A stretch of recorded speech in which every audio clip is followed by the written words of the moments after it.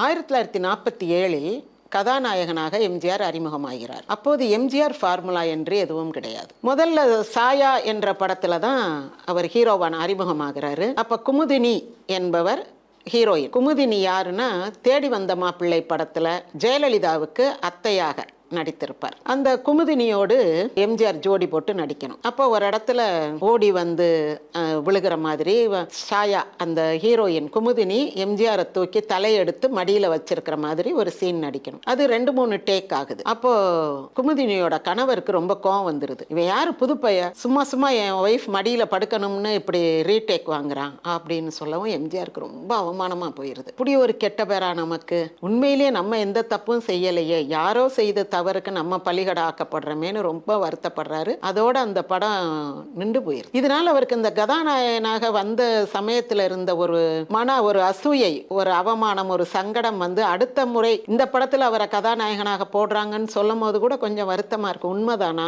அப்படின்ட்டு. யார் இயக்குனர்னா ஏஎஸ்ஏ சாமி. அவருக்கும் அது ஃபர்ஸ்ட் பிக்சர், நம்பியாருக்கும் ஃபர்ஸ்ட் பிக்சர், சாண்டோ சின்னப்பா தேவருக்கும் ஃபர்ஸ்ட் பிக்சர். அப்போ ஏஎஸ்ஏ சாமிகிட்ட போய் கேட்கிறாரு மெதுவா எம்ஜிஆர், படத்துல நான் என்னைய வந்து கதாநாயகனா போட்டிருக்கதா சொல்றாங்களே உண்மையா அப்படின்னு கேட்கிறாரு. அவர் ரொம்ப கெத்தா, பேச்சு அடிபடுது ஆனா எதிர்ப்பு நிறைய இருக்கு, நீ எதுக்கும் போய் தயாரிப்பாளர் சோமன்னன்ட்டே கேளு அப்படின்றாரு. சரின்னு எம்ஜிஆர் மெதுவா வந்து, அண்ணே இந்த புது படம் எடுக்கிறீங்கல்ல ராஜகுமாரி, அதுல நானே நடிக்கிறேன் அப்படின்றாரு. ஆக்சுவலா அவங்க இந்த படம் வந்து டிஆர் ராஜகுமாரி பியு சின்னப்பாவை வச்சு எடுக்கணும்னு முதல்ல அது ஒரு பெரிய மெகா பட்ஜெட் படமா பிளான் பண்ணது. அதுக்கு பிறகு வேண்டாம் இப்படி ஒரு புதுமுகங்களை போட்டு எடுப்போம்னு தான் ராமச்சந்திரனை போட்டு எடுப்போம்னு நினைக்கிறாங்க. எம்ஜிஆர் திரை உலகத்துல அறிமுகமானது 1936 சதிலீலாவதியில ஒரு போலீஸ்காரரா வருவார். அப்ப 11 வருஷமா அவர் சின்ன சின்ன கேரக்டர்லயே நடிச்சுக்கிட்டு இருக்காரு. அப்போ அவருடைய வயசு, அவருடைய அனுபவத்தை நீங்க நினைச்சு பாருங்க. இப்போ போய் சோமு அண்ணன்ட்டு அவர் கேட்கிறாரு, அண்ணே இந்த கதாபாத்திரம் நானே பண்றேன்னு அப்படின்றாரு. அப்போ